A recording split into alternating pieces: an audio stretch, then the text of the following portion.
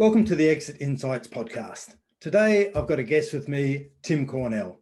I've known Tim for a number of years, and Tim is one of the best coaches, consultants, business strategists that I've met. One of the most professional guys out there working in this field. And I think what makes Tim so good is his background and experience that's so broad and in so many areas. He's been through a number of exits himself as an employee, and now he's working with mid-market businesses to help them develop their businesses and make them scalable. Welcome to the podcast, Tim. Thanks, Darryl. Great to have you on board. Now, Tim, why don't you introduce yourself to the audience and just give us a bit of a background around what it is you're working on now, and we'll start from there. Okay, thanks. I run a firm and we exist to help entrepreneurs build scalable businesses. Why scalable? Because if you set out to build a scalable business, then the chances are that you'll build a business that will help you realize the outcomes that you want one day. It'll be in good shape and you'll be able to realize different options with it. My background is really in media, marketing services, data analytics, and also as an entrepreneur. So I've been on the full entrepreneurial journey from startup all the way through to building a business on 3 continents and exiting it. I've also been through exit from a number of other perspectives. So as an employee, as an advisor, as a founder, and also as an equity investor. So I've seen it from a number of different points of view. And I'm delighted to be here today and hopefully share some of that experience. Yeah, well, that's what it's all about, Tim. So we can basically do 3 podcasts in one here by the sounds of it. One as an equity investor, one as an employee, and one as a founder. Yeah. So if that's all right with you, what I'd like to do is focus on those 3 areas, and let's start on the employee area. What was your experience and of the whole exit process when the founders of the business were going through exit? When did you find out as an employee? When the beers started disappearing from the fridge, interestingly. And I say that in all sincerity. There were signals around the business that something had suddenly changed. And that quite quickly became unsettling, interestingly, because there was clearly something going on culturally that wasn't explained. And as it became apparent that there were discussions going on, which we'll now call an exit, but at the time it wasn't really clear what the precise nature of them was to us all as employees. It just felt as if somebody was sort of breaking up the family, and the future that we'd all envisioned working in this firm was suddenly in doubt, and I will always remember how unsettling that felt, and that the culture that we'd all bought into was suddenly at risk, or possibly even devalued. It was possibly, well, this has been great, but perhaps something else is going to happen now. And that's always stayed with me, that sense of just how unsettling it could feel if an exit situation becomes known in a firm, sort of indirectly or by default rather than by design. So some valuable lessons there. So were there any announcements that sort of, apart from, all of a sudden the beer fridge was empty? There were, and again, interestingly, they didn't really go to plan. So I remember at the time that the owner of the business stood up and introduced this business advisor who was clearly helping with the exit process in some fashion. But in precisely what fashion wasn't made clear. Instead, they were introduced as a friend of the business. And interestingly, the advisor stood up. And the first thing he said was, well, I just want to make clear I'm completely impartial and I'm not a friend of the business. So it was a bit awkward, and it just, again, contributed to this sense of, crikey, there were sort of rolling down a hill here, but has anybody got a hold of the steering wheel? And what's at the bottom and how steep's the slope? So, as an employee, a lot of lessons there are about the timing and nature of communication, for sure. Yeah, and we all know that employees talk, and they don't always talk and share everything with the owners. So after that experience, what sort of things happened in the employee hub? What sort of conversations were going on? What sort of feelings? how did they react, basically? Well, yeah, just rife speculation, and day to day, it just became, there were sort of two parallel things going on. One was this unknown track of lots of conversations, lots of signals around the business. And the other was trying to do and concentrate on business as usual. Yeah. And I guess the more junior you were, and in that context back then I was junior, paradoxically, it was easier to focus on what you were doing on the one hand because you were at a junior level and largely sort of concerned with delegated tasks. On the other hand, it was particularly unsettling because you probably knew as little as there was to know, and suddenly your sort of career and the steps on that career and things were being put into doubt. So yeah, I recall, the overriding sense was just of uncertainty, of it feeling unsettling, and wondering what it was all about, really. And I guess a bit of fear thrown in there as well. Yeah, for sure. Yeah. And we all know the power of the grapevine, and when we don't know something, we make it up. And if we're making up a story, it's usually the worst possible outcome. So I'm guessing a lot of that was going around the business. Yeah, and of course these are all powerful emotions, aren't they? And so that fuel becomes self-serving, if we're not careful. So I wouldn't want to overstate it.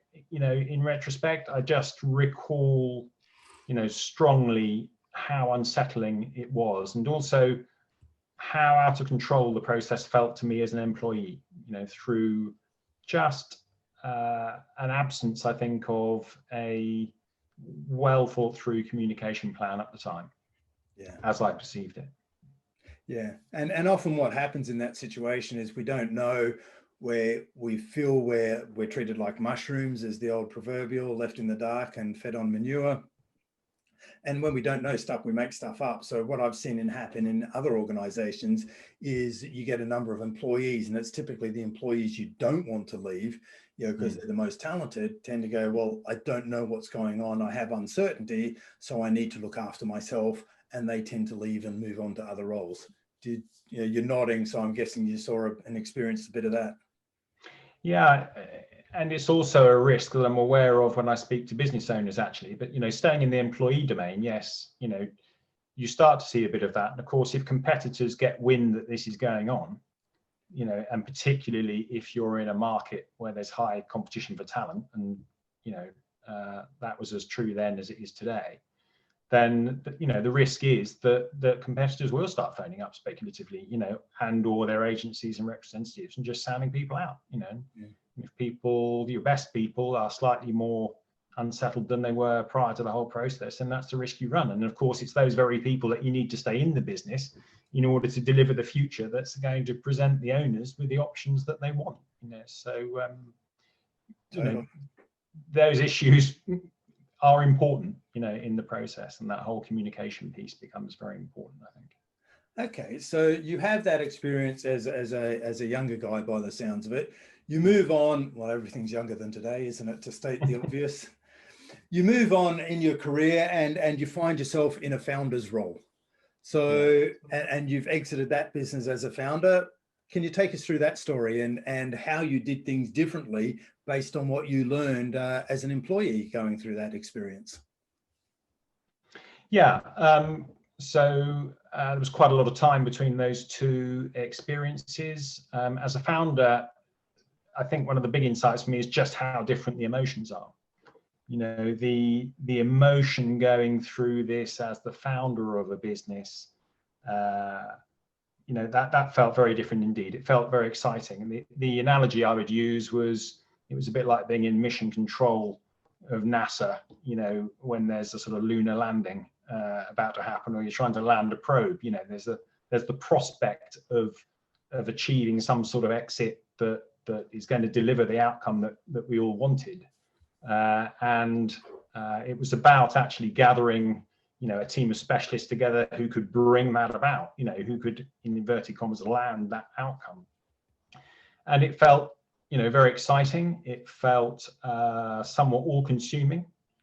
And curiously, it felt both like an end and a beginning.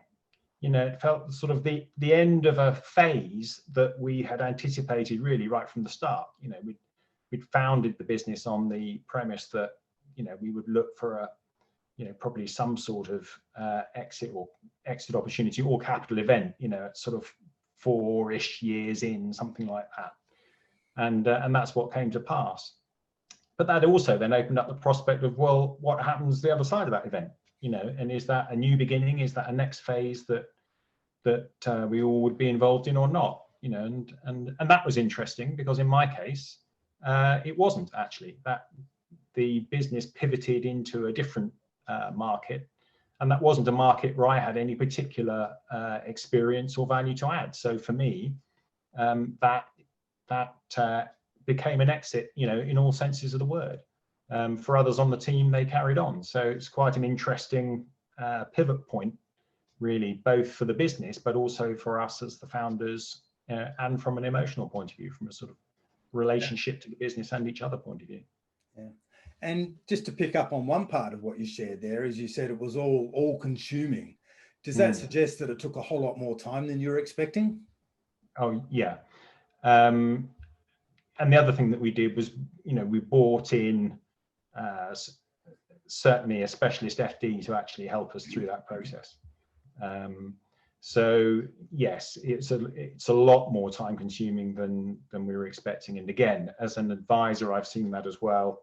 You know, I think that's one of the big watch outs with the whole exit process, that it can become all consuming. Yep. It can become, you know, energetically quite rewarding. It's almost like a new toy. You know, you've got this new sort of whole exercise to go through, you know, with a potentially exciting outcome at the end of it. That carries some risks as well, you know, and the risks that carries are ones of distraction, you know, from business as usual, really, and also absence to the rest of the team, you know, from business as usual. So in terms of the availability and visibility of some of the members of the leadership team in a business, you know, they can suddenly, you know, disappear partially or even completely from view, depending on the context and the exit strategy being pursued. But if, for example, you know, as was one case that I was involved in, where the acquisition involved a trade sale to a much larger entity that itself was subject to many more compliance demands than the business that they were acquiring. So, you know, an SME being acquired by a corporate, for example, you know, that can become really demanding for the SME, because they're being asked to provide information on all sorts of dimensions that they're probably relatively ill prepared for, you know, but the corporate can swamp them with resources and demands for information and so on. And the risk there is that if that then doesn't go through, then potentially you've got a, you know, a big hole, for example, in new business acquisition in the business, because the senior team have been distracted for the last N months potentially. Yeah, I think that's potentially a big gotcha, and a massive tip that you've just slipped in there is that, yeah, it can become all time consuming, but the owners still have the responsibility for ensuring that the business delivers its current business plan or goals or forecasts in whatever format they may be. They can't let this distraction take their eyes off the ball too much and not deliver the results, because that will impact their eventual exit price and valuation of the business. So yeah, I think it's really important to keep their eyes on the ball, and that's a great tip, Tim. So you've been through the process now by this stage as an employee and a founder. Learned a whole lot along the way as a journey. Now you're an investor in the business, or in a business. So talk us through that one. Yeah, and that's interesting again, because, you know, depending on the context of your investment, I mean, I was an equity investor, but if, you know, with the risk that goes with that, you know, I had, in my context, I had little or no control actually over the conduct of the exit strategy, or indeed the decision to go ahead or not.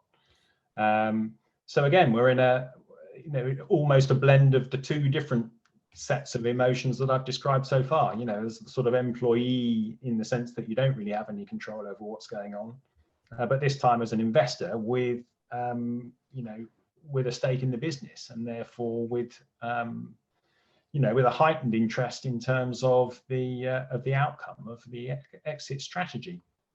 And so a blend of excitement at the prospect of being able to realize a return on the investment that I'd made, and a sense that actually, that was completely dependent on the decisions of others. And obviously some of that is contextual to the individuals involved, but nevertheless, as an investor,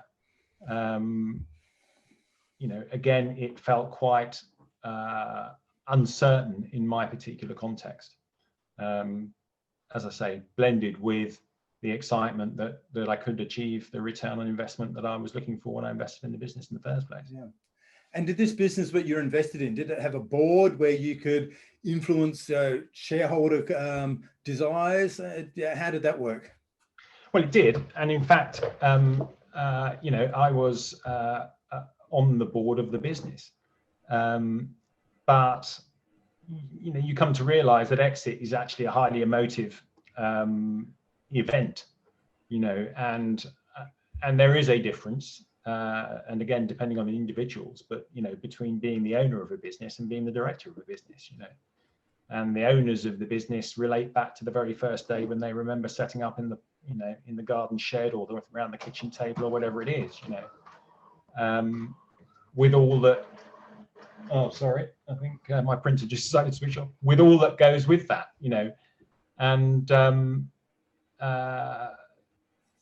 and of course that stirs very strong emotions. So another insight is that as the prospect of an exit approaches, that is a very emotionally powerful event, and I think it can trigger some emotional reactions that maybe even the principals involved wouldn't have anticipated, in advance. And I think that that's something else that people thinking about an exit, looking ahead at the prospect of an exit, a good advisor, I think, will prepare them for that, and to say, look, are you really sure that you want to let go of this baby that you've nurtured for the last 10 years, and grown and been a pivotal part of? Or in another context, it might be, are you prepared to have a boss for the first time in your life for a number of years?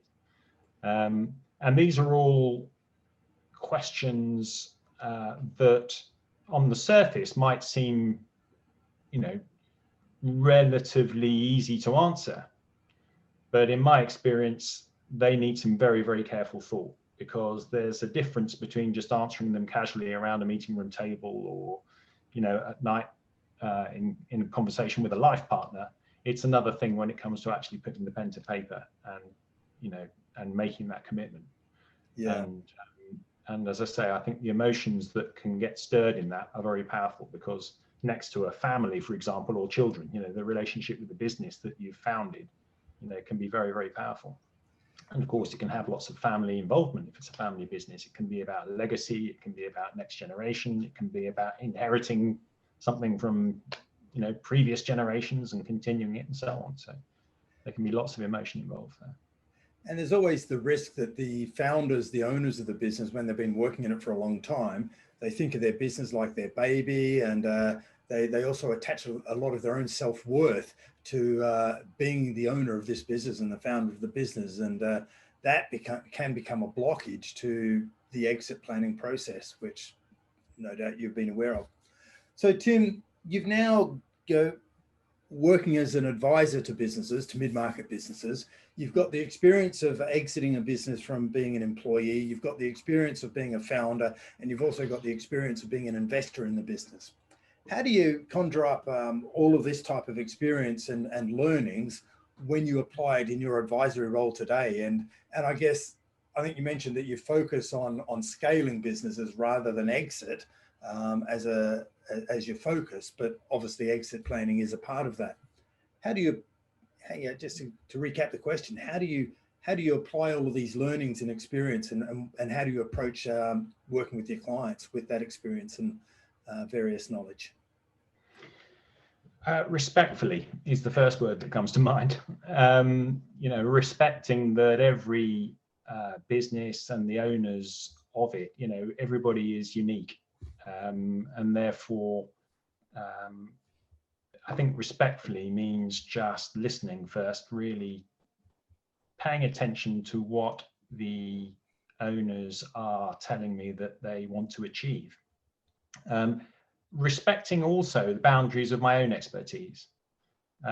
So, what I'm good at is helping entrepreneurs to build scalable businesses. So that doesn't necessarily mean that they'll take them to scale, but it means that the business is built on very solid foundations, and were the opportunity to arise, or were they to have the ambition, then, the business would be in good shape to scale.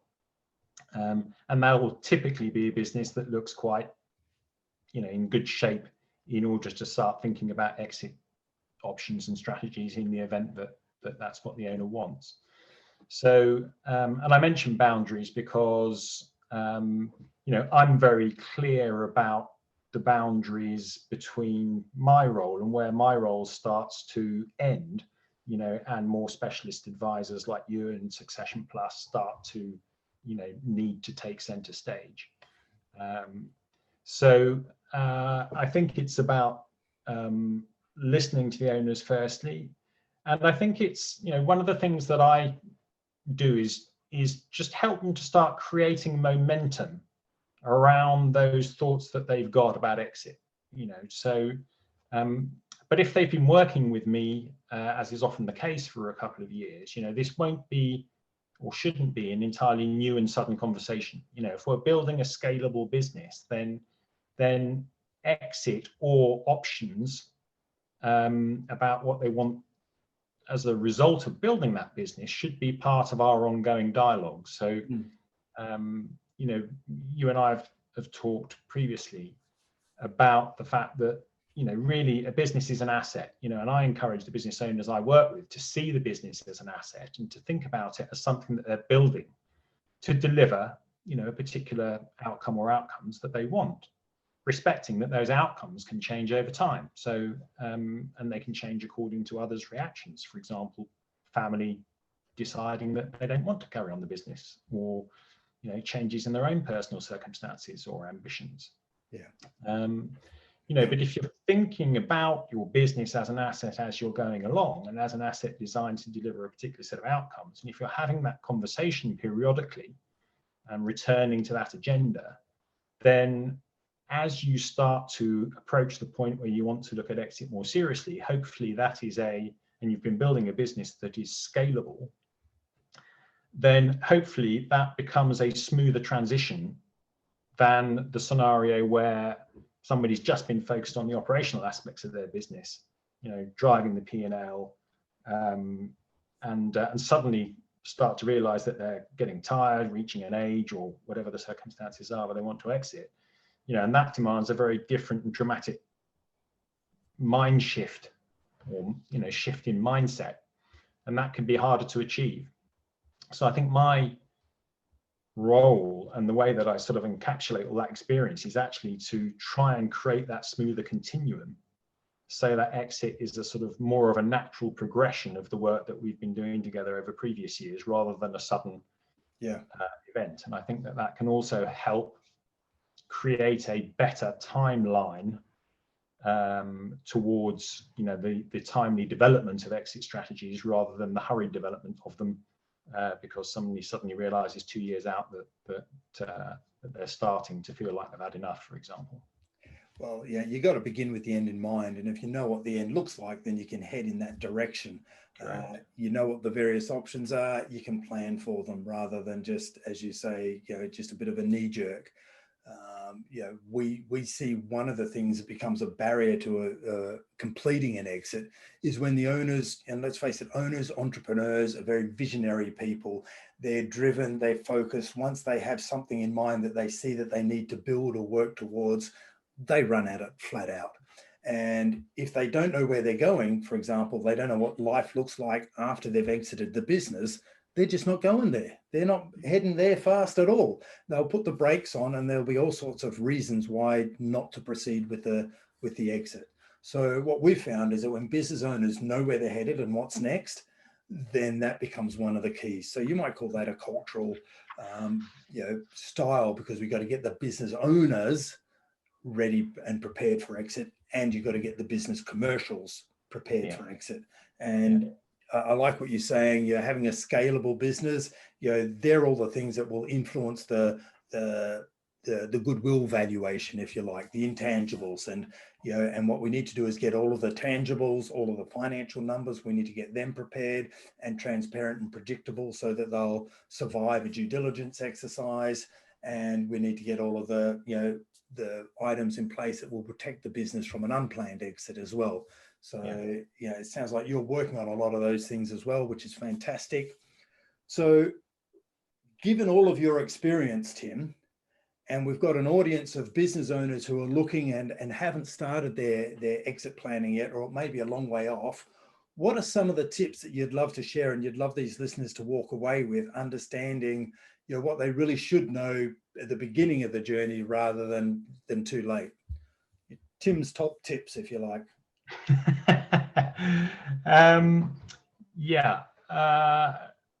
I think one is really the one that to repeat, in a sense, what we've said already.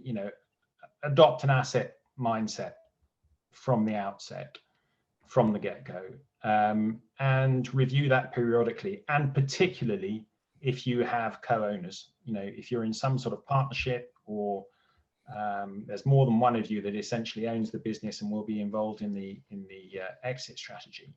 I have seen cases where partners' ambitions have have gone in different directions, to the extent where that has come as a surprise when they've started to talk about exit. They haven't realized, because they haven't, along the way, had this cause of conversation about what do we want to do with this business ultimately, what do we want to be able to do as a result of having built it.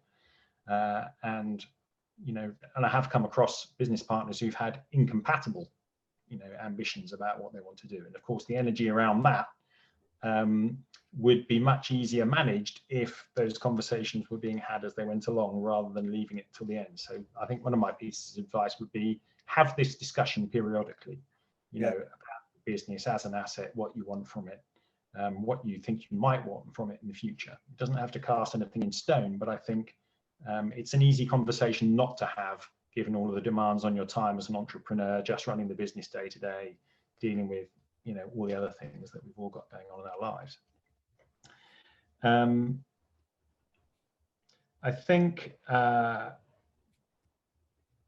culturally, I would say as well, actually encourage your team to understand that the business is an asset. And I've seen this done quite successfully by some owners. So, even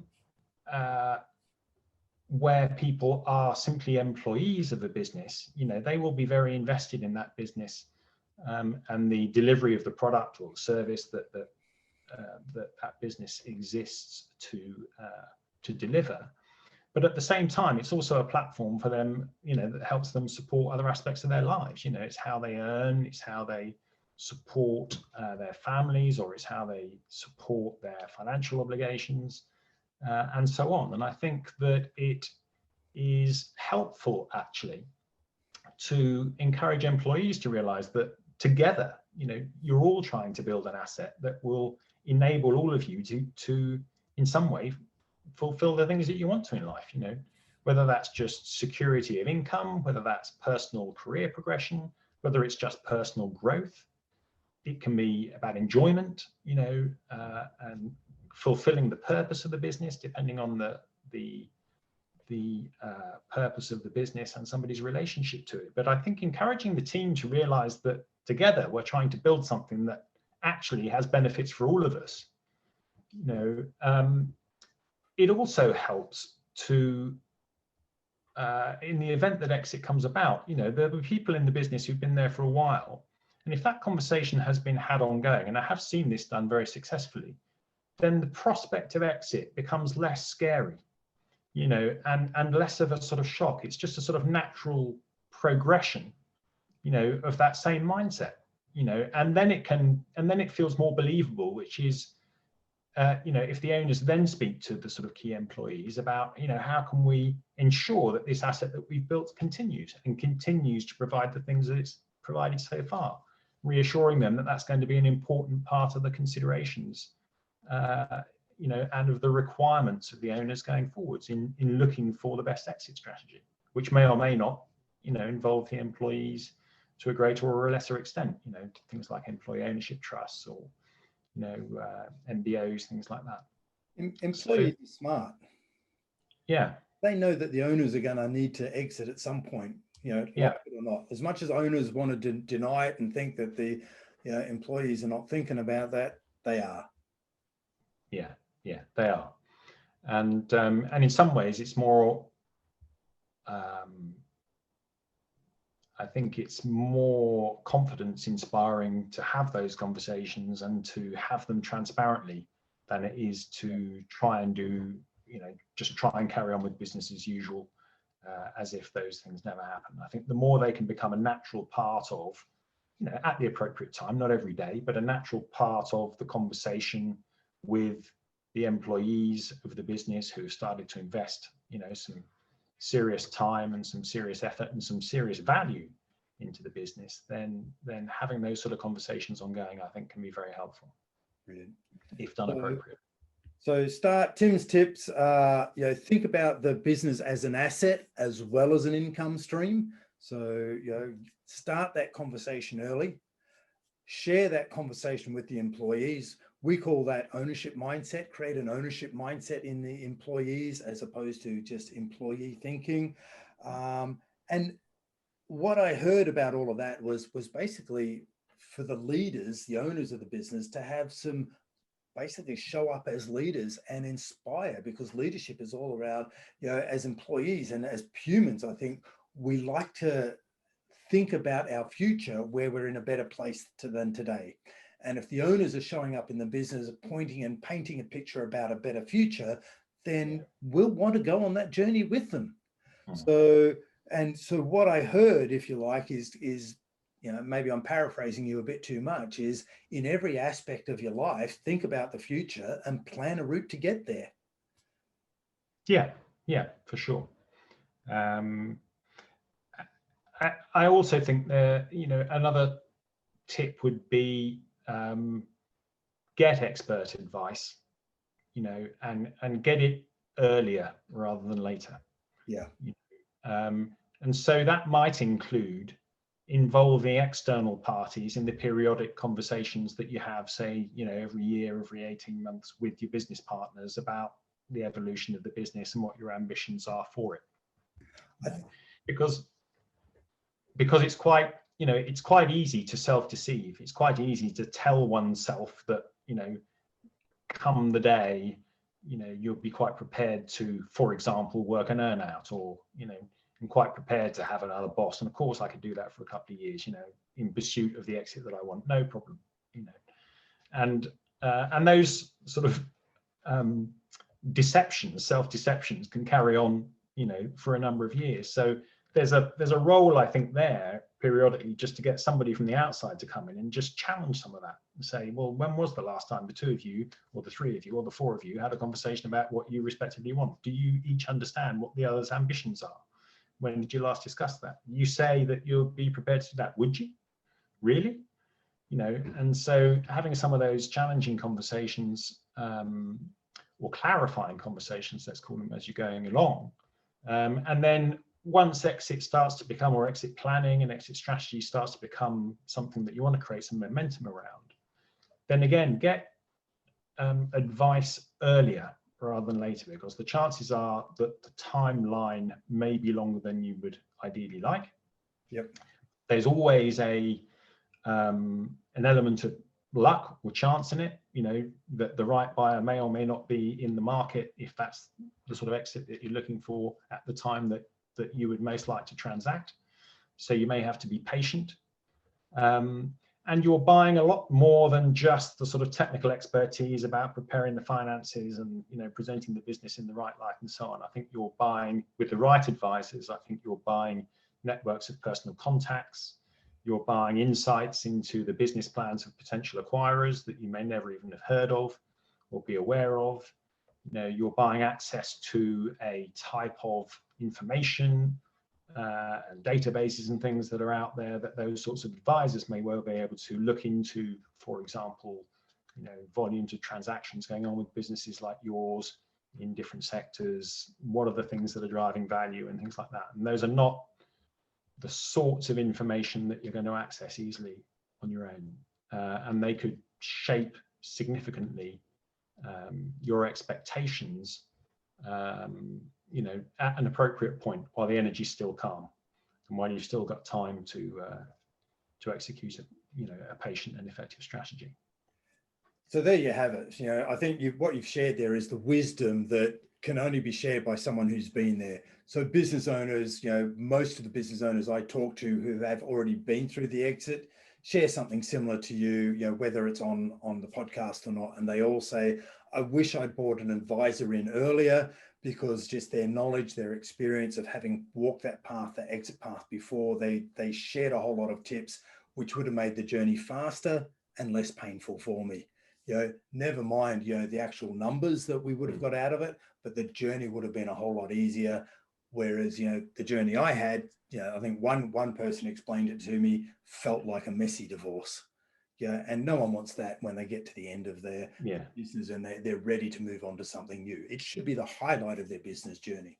Okay, Tim, that's fantastic. Thanks for sharing that with us. That's wisdom and knowledge that can only come from someone who's been there. So Tim, look, if anyone listening to this wants to get in touch with you and they like what they've heard today and they just want to pick your brains a bit more or learn a bit more about what you do, how do they get in touch with you? Thanks, Daryl. The easiest way is actually via the website, which is www.plannedassent.com. On the site, there's more information about the services that we offer, but you can also schedule exploratory or introductory calls there about any of the individual services that we offer, or indeed just about the business in general. There's a lot more case studies and testimonials, information about me, and so on there. And of course, there's the phone number as well. So that's the best place to start, and choose your preferred option from there. Excellent. Well, thanks for joining us today, Tim. We'll look forward to hearing about how things go in the future. Thanks, Darryl.